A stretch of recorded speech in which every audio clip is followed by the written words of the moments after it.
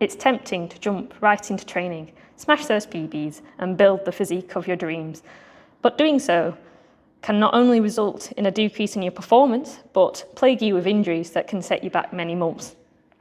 With years' worth of experience training and coaching powerlifting, martial arts and weight training, I've created a simple yet effective warm-up routine that can help take your training to the next level while also avoiding injuries.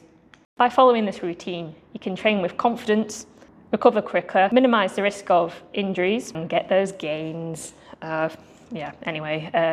start now, okay? Okay, first up, you'll probably recognise some of it from some PTs and fitness coaches. Will start any client off with ramping up the heart rate. So you're going to hop on to a spin bike or a cross trainer. You can run if you want to, but I think it's a bit too impactful on your legs at first, but if you're a runner, why not? You're going to start by hopping on whatever cardio machine you like to choose. And over 5 minutes, you're going to start really slow and you're going to ramp it up and get a bit more faster with more resistance and intensity. You're just going to get quite comfortable, but increase the speed, get some blood flow. And then after that, you're going to hop off the machine and do some dynamic stretches. First up, we'll start with our upper body. So we're going to start with some arm circles going forward. 4, 5, 6, 7, 8, 9, 10. I'm going to go backwards for 10.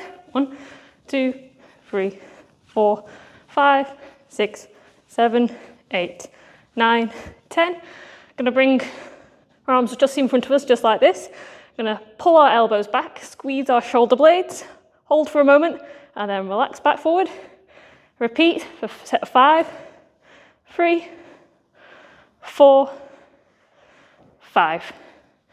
Next up, we're going to use a small band, just like this. It's a very low resistant one. You could go slightly thicker if you want to, but these are pretty cheap online or in a shop, a sporting shop or whatever, but I tend to get them online. So you're going to get one of these.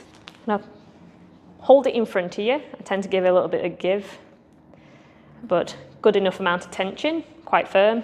You're going to pull your shoulders back slightly, and then you're going to bring the band towards you, bend those elbows, and pull that band, hold for a moment, and bring your shoulders back in again, and then repeat. Just make sure you exhale when you're right at your chest, and then inhale when you extend your arms again. Next up, using this same band, you're going to hold it in front of you like you did just before, and you're going to pull slightly, but you're going to lift over your head. Keep your arms slightly bent and locked at the same time, if that actually makes sense. Keep your arms slightly bent, but firm, if that makes sense. Going to bring it up over the head, pull. Some people can go all the way down there, some people can stop there. Depends on your mobility. So you're going to bring it back, repeat. Going to pull it down here. Going to repeat a bit more range of motion each time. Can bring it further down your back, further down your front, and then repeat. I tend to inhale at the front and then exhale when I go behind myself. Squeeze a little bit, pull that band back in front of you. Next up, with that same band, you're going to find something solid like a squat rack or a Smith machine, or just something that won't move if you tie something on and pull it out. Try and use a bit of common sense, I suppose. But you're going to tie it, going to loop it through, and you're going to stand. I tend to do a staggered stance with a slight resistance, and with one arm, I'm going to row it towards myself and squeeze. You can do a little bit of twisting in the upper body as well, and then switch arms after 5 to 10 reps. My knuckles tend to be phasing out, and I pull in a bit of a row. And then you're going to switch up your grip.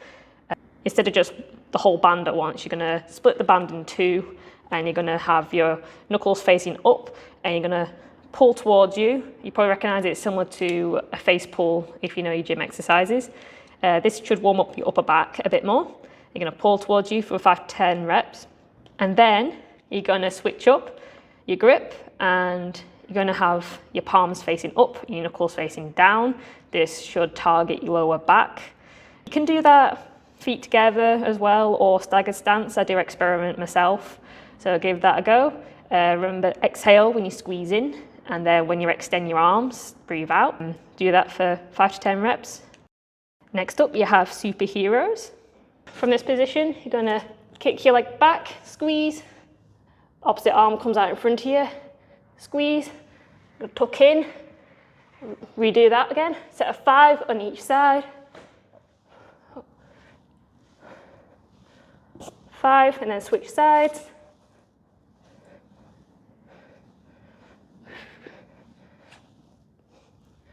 Squeeze.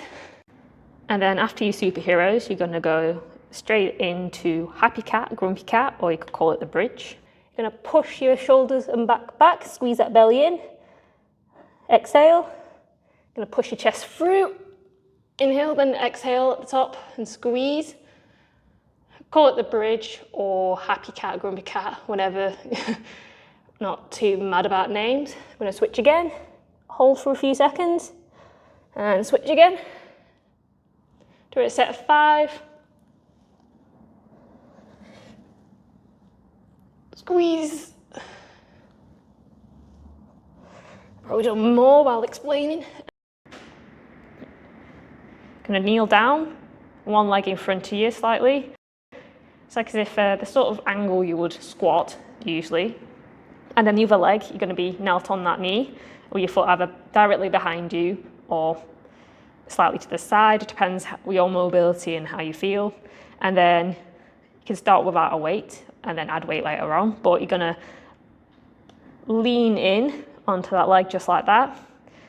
Hold for a moment and then push up. Again, there you go. And then repeat. I tend to have my leg a bit further out to the side. I would recommend bringing the leg slightly forward. That's from the other side. If you bring your knee slightly more in front of you to start with, it might make more sense. I tend to make it look a bit rubbish from that angle. There you go.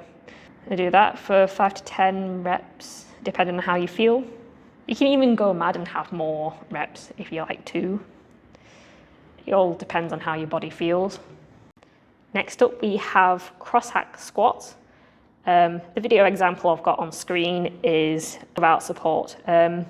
You can do it without one. I personally find it easier to stretch myself out if I got a bit of support, but it's entirely up to you. You're just going to stand slightly, so you're going to stand quite wide apart, and you're going to squat laterally to the side.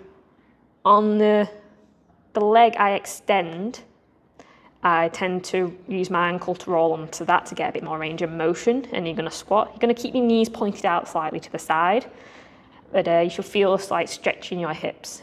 Do a set of 5 to 10 reps, either all together or on each side. It depends how your body feels. You might feel a bit tight around your hips. It just depends on the person. Next up, we're going to lift our ankle up. I'm going to rotate round in circles. Do a set of 5 or more, depending on how you feel. 2, 3, 4, 5. I switch directions, clockwise and then anti-clockwise. My foot's already crunching. And then switch sides. And then our last one is more to do with, well, it's our ankles again, but I tend to use it for martial arts training as well, but I do find it quite handy for weightlifting as well. So you're going to start feet just on your tiptoes, just like this, and one foot flat. You're going to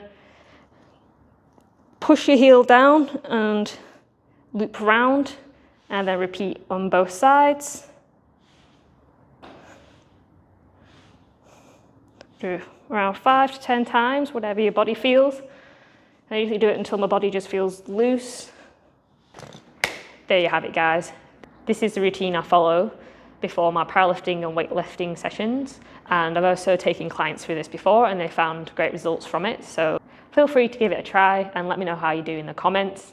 See you next week, guys.